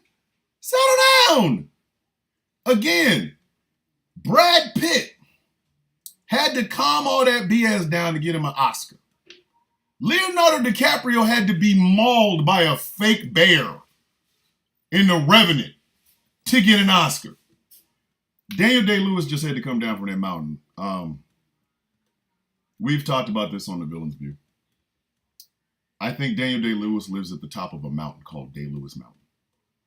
It was established by his father, David Day-Lewis, and actually it was started by his great-great-grandfather, Dale Day-Lewis. They created the Day-Lewis Mountain. Now, top of it is a very big house, and that's where the Day-Lewises live. And I think Daniel Day now lives up there with his wife and his children. Children come down off the mountain to go to school, but they never tell anybody where the Day-Lewis Mountain is because only one person knows. And I think Daniel Day-Lewis gets all of his scripts sent to him by a white owl from a studio. Like, because he doesn't need phones when he's on Day-Lewis Mountain. He can hear all and see all. He has like 3 satellite dishes in the sky. They're named the Day-Lewises.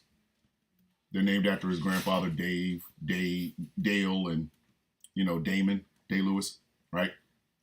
And he can hear everything. So they send him a white owl with a script. He'll read it and go, this is the greatest script I've ever read.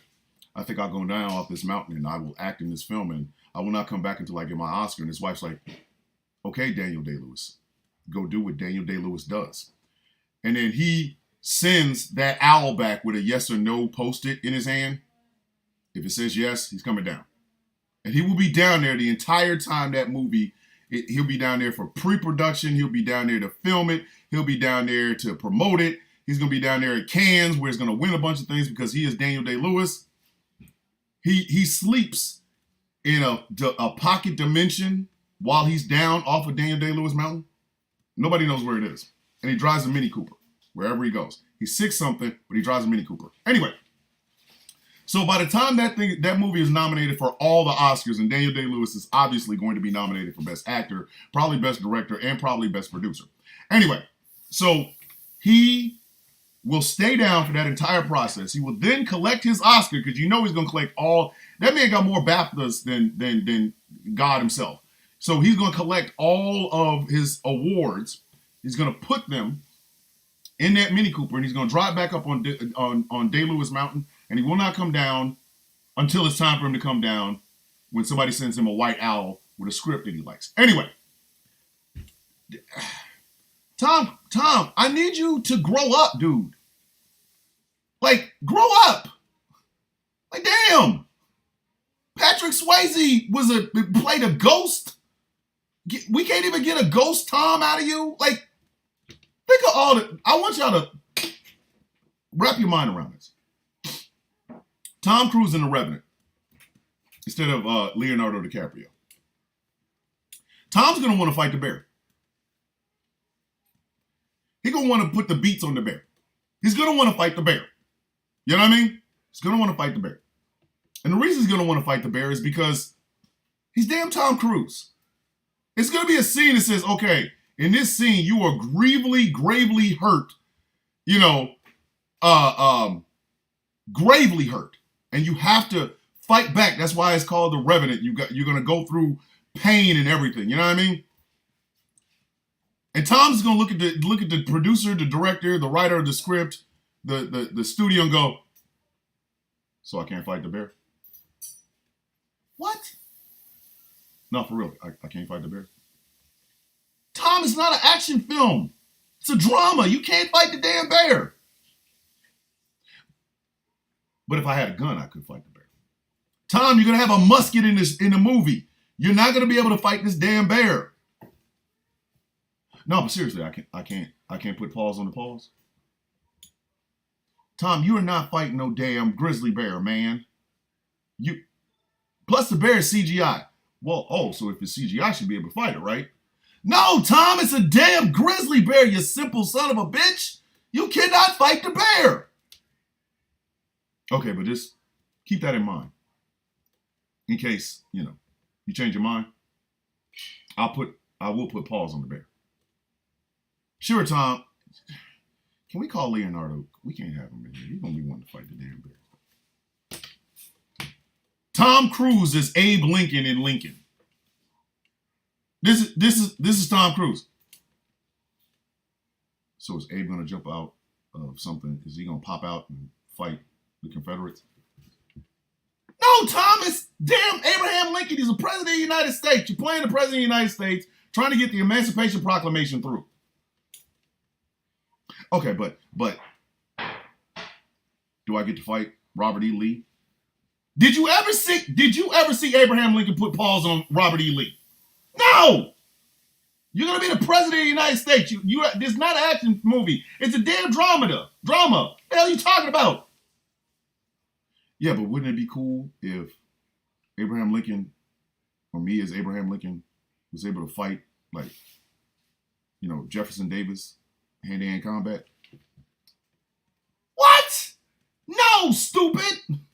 You are Abraham Lincoln. You're staying in the White House. We're gonna age you, make you look old.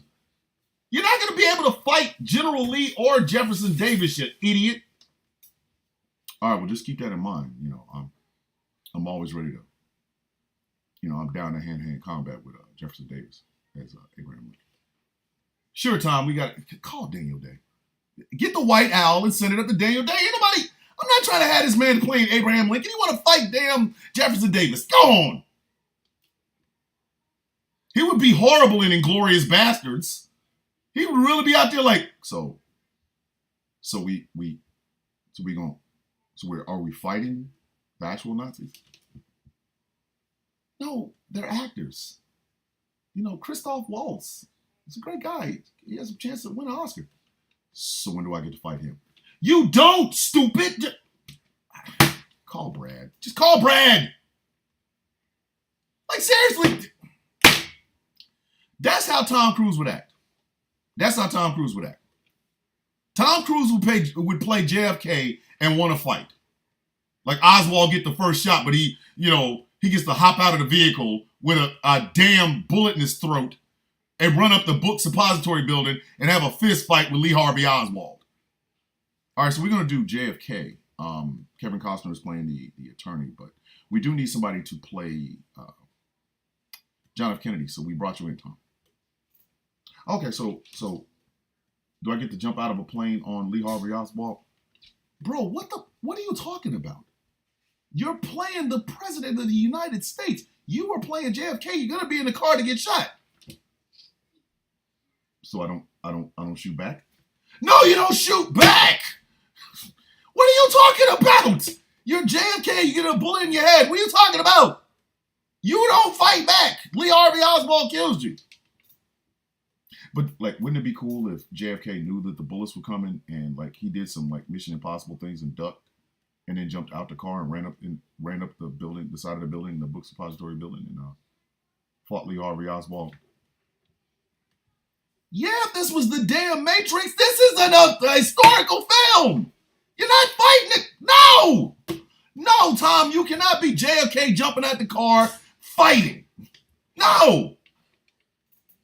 Okay, well, but, you know, if you want to rewrite it, I can help.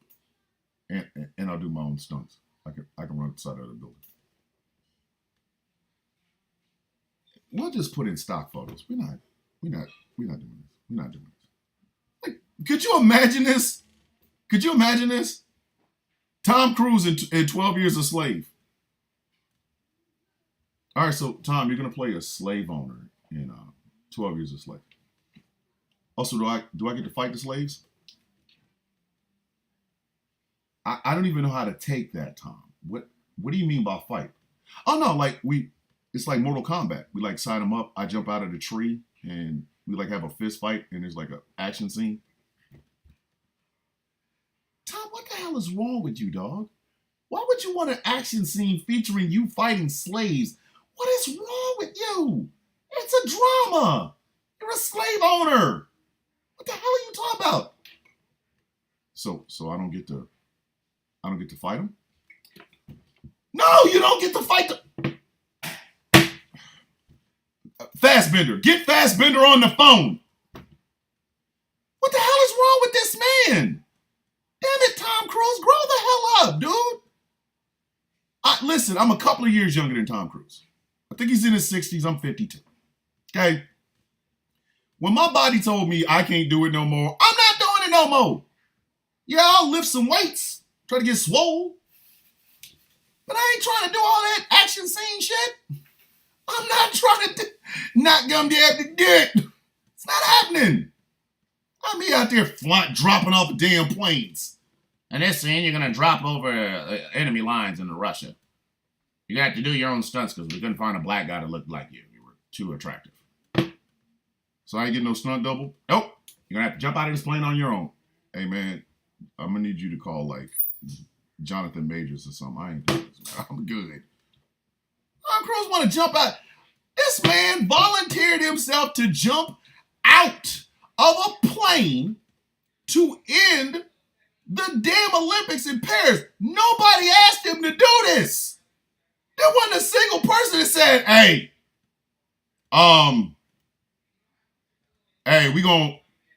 we need somebody to jump out of a plane. Why don't we call Tom freaking Cruise? Man, grow up, dog. Stop trying to do all this stupid shit in your damn 60s. Go mess around and look like Clint Eastwood with better hair care products. Enough of this. Damn. I was trying to jump out of something. Get on my nerves. Sit your silly ass down. Go put on some tube socks, a dress shirt, and some drawers. Do another risky business. See if Rosanna Arquette will be in a film with you. Just slide on the floor. Dun, dun, dun, dun, dun, dun, dun. Do that. Don't. Tell me turn around. I want to jump out of something. I'm going to end the Paris Olympics by flying out of a plane nobody asked me to. Then your stupid ass going to hit you're going to hit the damn Eiffel Tower during a freaking thunderstorm when the lightning hits the damn tower. Your ass going to turn into Barry Allen, the Flash. Then you're going to be wishing you could sit your silly ass down and not do nothing. You don't get your ass and sit your stupid ass down. Come on, turn around. Tom Cruise trying to jump out of some shit. Like, get your monkey ass down. All right. I have gotten your Friday off to a fantastic start. Because I'm hot. This is why I'm hot. This is why I'm hot. This is why. Y'all know why. Anyway, this has been the sound of coffee with the sexiest host on internet radio. Don't let anybody tell you otherwise. There is a alt-right radio station. I guess it's called White Men, White Racist, White Woods. I don't know what it's called. Don't ask me. I'm not looking for it. But there's a guy on there saying, I'm the hottest guy here on internet radio. Don't believe him. Because what the chewing tobacco in his chin didn't take out, gingivitis did. So I'm still the hottest guy, internet radio show host. This show has been brought to you by Glitterwix. Go to glitterwix.com and check out the newest, hottest, freshest scent on these streets. It's called Villainous, inspired by yours truly, Thomas the Villain Bishop. That is glitterwix.com. If you like what I do here and you enjoy the show, think about becoming a sponsor at patreon.com/Thomas the Villain Bishop.